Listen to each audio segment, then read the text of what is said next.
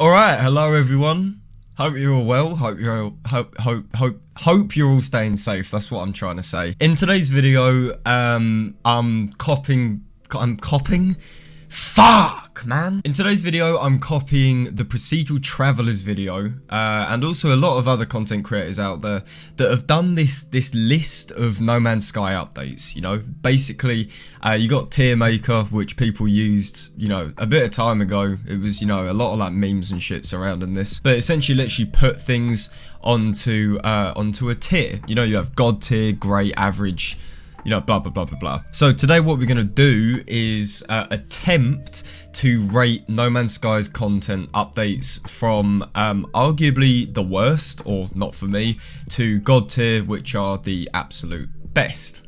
Hey. Now this is a little bit difficult for me to do because, in case you didn't know, I only started playing No Man's Sky a few days before Pathfinder dropped. I played vanilla No Man's Sky very briefly, but really not that much. So all of my experience of No Man's Sky was mostly from Pathfinder onwards. I had a tiny bit of Foundation, but because I never experienced 1.0 No Man's Sky, 1.1 No Man's Sky didn't seem all that different to me. So for the purpose of the video, Foundation and Pathfinder are going to be a little bit iffy, and I do apologise for that, but hopefully I can still give me 2 cents on yeah, you get what I'm saying. Alright, so we might as well start off with Foundation update. So, as I said, you know, I didn't really play Foundation, so I can't exactly comment on what it did, nor do I claim to really understand what changed from vanilla No Man's Sky. But, you know, covering No Man's Sky, obviously, like, I need to know a little bit, and I do know a little bit, just don't exactly have first-hand experience. I'm gonna put Foundation as an average update. All right, I'm just gonna say it, okay? Don't fucking hate me. I put it in average because I feel like the Foundation update was obviously the foundation of things to come. You know, it was an update that was good. It was a good update because it provided more stuff for the future, and obviously it was the first No Man's Sky update, so, you know, we don't exactly have anything to compare it to. And I think for Pathfinder as well, I'm probably gonna have to put that in average too. Pathfinder was where I started playing No Man's Sky, and at least for me, you know, Exocraft wasn't all that exciting. In fact, fuck it, Foundation is going in great, Pathfinder's going in average. Exocraft has always been a bit of a weird one for me because I've never really fucked with them. I've never like managed to get all of them. You know, I start doing it, never finish it. So Pathfinder, outside of Exocraft, like what was there? I can't really remember, but yeah, Foundation, I think, way more impactful than Pathfinder, 100%. Alright, next we have the Abyss update. Damn, the Abyss update was a strange one, I can definitely say that. I'm 100% gonna have to put this in average. The Abyss update tackled one part of No Man's Sky that needed changing. It tackled underwater environments, because underwater environments was so fucking boring. And this update, you know, literally just did that. It added some more variety to underwater worlds, and it added some story, it added some additional things to find, and of course a lot of resources as well, which does play into like the gameplay loop of No Man's Sky. But I say it's average because it really did just focus on one area of the game, and that's about it. I'm not saying that it failed at doing its one area. In fact, I think it did. In fact, I think it did it really well. The Abyss update was something which I remember coming out and I remember being very excited for, but then when I got around to playing it, you know, I never did the story. I still haven't done the story, and the underwater Exocraft just didn't really excite me because, as I said, I don't really fuck with Exocraft. But for pure aesthetic and for an update that aimed to do one thing and did that one thing really well, then yeah, you know, it succeeded in that, and for that reason, it's gonna have to be average. Alright, moving on, we have No Man's Sky Beyond. Ooh, Oh, okay, controversy. So Beyond is a weird one. Beyond, especially in the community, is really, really mixed. When Beyond was being teased and, you know, we were getting told about, I've just realised my dressing gown's in shot. How unprofessional. I do apologise. So when Beyond was being speculated about and when, you know, we were kind of getting excited for it, we believed that Beyond was going to be like next, but better, I guess, at poorly aged things. When Beyond came out, I wouldn't necessarily say it was a bad update. Like, I really would not say it was bad at all. I mean, it added incredible amounts of multiplayer. That's probably like the biggest selling feature of Beyond, was the anomaly. And that would then later lead to, you know, community missions and this multiplayer experience which we now have. And, you know, ultimately multiplayer was the thing that people did want from No Man's Sky. Like, people really, really did want a bit of a multiplayer experience. So in that aspect, Beyond succeeded, especially with No Man's Sky VR as well. You know, great additions, like, I'm not discrediting them whatsoever. The bit that fucks me up about Beyond, and I think a lot of other people, is that very fact that we were kind of sold on the idea that Beyond was going to be big. It was going to be like next level of you know, No Man's Sky updates. It was going to be chunky. The infamous third pillar, which was spoken about, and, you know, so many people made videos on it, you know, Papa MZK included. The third pillar was like this big mysterious thing, and we all thought, oh yeah, because Hello Games haven't yet announced it, they're gonna bring it out and it's like this big thing, you know, like Variety or fucking, I don't know, like E3 colours, something like that. No, it just wasn't. It was just a load of quality of life fixes and bug fixes. Like, what the fuck was that? So Beyond, for me, 100% could have been better. It's something which I really hate to say it, because it's a really important update for No Man's Sky. Like, it's really, really important, and it most definitely has shaped how the game is viewed today. And, you know, I'm not discrediting that in the slightest, but as the tier suggests, it could have been better.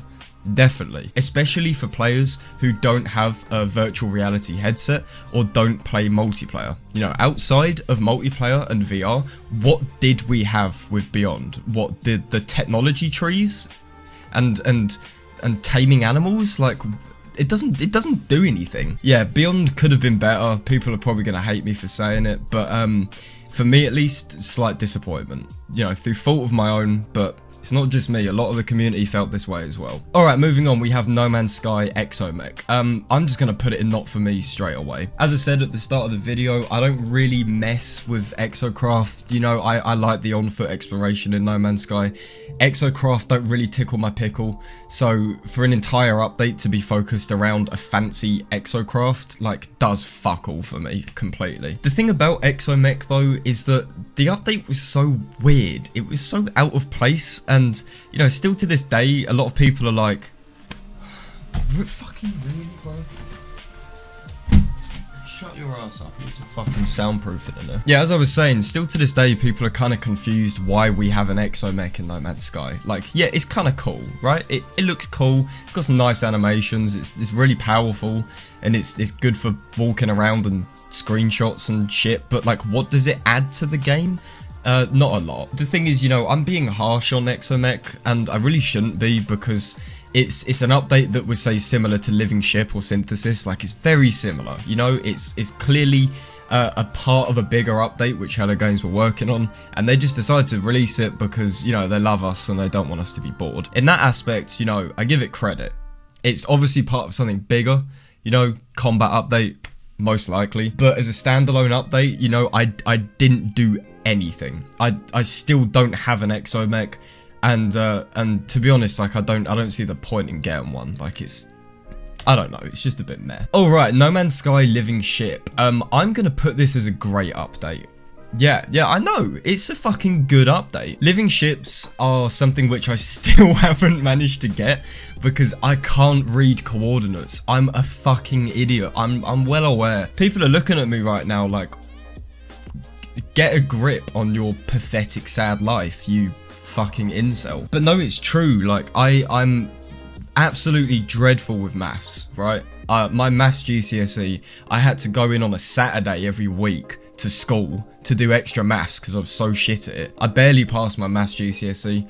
Coordinates in a game is not something I find fun, like at all. The living ships themselves though, really cool. I would really love one, and they just look sick. They're really cool. But by far my favourite part of the Living Ships update was 100% the additions to space. The fact that space is now slightly more alive. If you pulse engine into a random spot on the in what am I saying? So if you pulse drive onto a random piece of space, occasionally little things will pop out of nowhere. You know, like crazy alien structures, big eyes, big space whale looking things, or occasionally traders as well. You know, NPC traders. No Man's Sky so desperately needed a space update. It's not exactly the space overhaul, which I titled it in a video. Sorry about that. But for what it did outside of living ships, you know, it added more alien shit to No Man's Sky. And I'm always a big supporter of alien things in No Man's Sky. So I said in my Reddit video about looking at stuff which isn't close to what we're used to. You know, No Man's Sky is about a universe. Like, there should be crazy shit like big floating fucking eyeballs in space. We need more of this, and you know, for that reason living ships really did the job. All right, next up, No Man's Sky next. I'm just gonna have to put it at God tier. Like, I know I'm a basic white girl, but No Man's Sky next for me, I absolutely loved it. I think what really got me about next was the speculation. You know, the build up to it made it so much more exciting. I remember when we used to have all of the old unlisted videos that we did through Wake and Titan, or the ARG. I can't even remember if it was Wake and Titan for next. I really couldn't tell you. But look, I still have it bookmarked somewhere, if it's still up. I still have this video bookmarked, you know? 26th of May 2018. This is what made Next so special. The fact that we had these kind of leaks and we knew that cool shit was coming. So yeah, I have really good memories of Next, like I really do. But the update itself, obviously, incredible. Like easily my favorite update for No Man's Sky. Again, you know, I'm a pumpkin spice, Ugg boot wearing white girl who lives in Surrey. But you gotta think they added multiplayer, like proper multiplayer for the first time. They added third person, you know, better colors, the cloud rendering tech, so beautiful, ringed planets, so much. Next was literally an overhaul. It was a major stepping stone in No Man's Sky's life, you know? People saw Next and they were like, holy shit. Like, this is cool. And I think for that reason alone, Next is God tier, because I think this was the real update that started to change things and change people's perspectives on No Man's Sky. It gave the game a new look. You know, as I've been saying for the past like 2 minutes, right? It was an overhaul. A complete and utter overhaul. Obviously there were little quirks, you know, bug problems, major problems in some areas, but when everything got smoothed out, it was like the foundation update 2.0. You know, everything now is built off of Next additions, and without it, No Man's Sky would still look like 1.3 No Man's Sky. You know, completely different look and feel. I suppose Next in a way was what turned No Man's Sky from less of an indie game into more of like a AAA game, you know, at least in terms of style, technicality, things like that. Alright, moving on, we have No Man's Sky Synthesis. Yeah, I suppose Synthesis really, just average. It's just an average update. I'm gonna be honest, when I think of Synthesis, I can't even remember what was remotely in it, apart from tying some loose ends up. Like, I could not tell you a defining feature of Synthesis. Yeah, Synthesis just didn't really do a lot for me. It was one of those weird, like, filler updates. And for that reason, you know, you can't rate it all that highly. But yeah, you know, it just kind of did a little bit. It tied up some loose ends. That's why it's called Synthesis. You know, it synthesizes some broken content, and yeah, like, there's not much else to say about it. All right, No Man's Sky Visions. This is a tough one actually, because I liked Visions. I like the idea of a Visions update. You know, for me, ooh. Jesus, am I 15 again? Visions very much tackled an issue that we as a community had with No Man's Sky, and we were very vocal about, that being the lack of colour, you know? Like, we really wanted colour, And Visions was the update that did that, you know, made planets a bit more interesting, gave us things like rainbows. It was an aesthetic update, and I think this is what we needed. The only problem I have with Visions is that it wasn't a bigger update. I think Visions should have been on the size of something like Next or Beyond or Atlas Rises. You know, it should have been a big update, because the argument for aesthetic changes in No Man's Sky is way bigger than anything else. You know, this is like the one thing at the moment, aside from combat, that the community's really fucking getting on about. That's making planets more colourful, which they have, to be fair. More aesthetic changes, more resemblance to E3 and those psychedelic colours. So yeah, in that aspect, Visions was kind of disappointing, but also it was an in-between update, so I can't really discredit it for that. I'm going to put it in great, just because I really wanted an aesthetic update, right? I made a shit ton of videos talking about the old colours. I was very much, you know, on Twitter retweeting old No Man's Sky screenshots at Hello Games, being like, yo, what the fuck, like, we need this. This is something we need. So yeah, for me, even though it wasn't big, you know, it wasn't a massive update, still good, like, still really good. In fact, I would say it was slightly above average. I wouldn't put it as great. If I could have an in-between, between great and average, it would sit there. Yeah, definitely. And finally, Atlas Rises, again, god tier. Atlas Rises, a lot like Next, was an overhaul. It was the first major stepping stone in No Man's Sky being seen as something that's, you know, committed to. Hello Games were working on it. They were pumping out big updates. You know, Atlas Rises was the first major update for No Man's Sky. Pathfinder and Foundation were, you know, kind of like smaller additions. They weren't an overhaul. The game still looked and felt mostly the same, but we just had some new toys to play around with. Atlas Rises was really, as I said, like the overhaul. This was the turning point of No Man's Sky as well.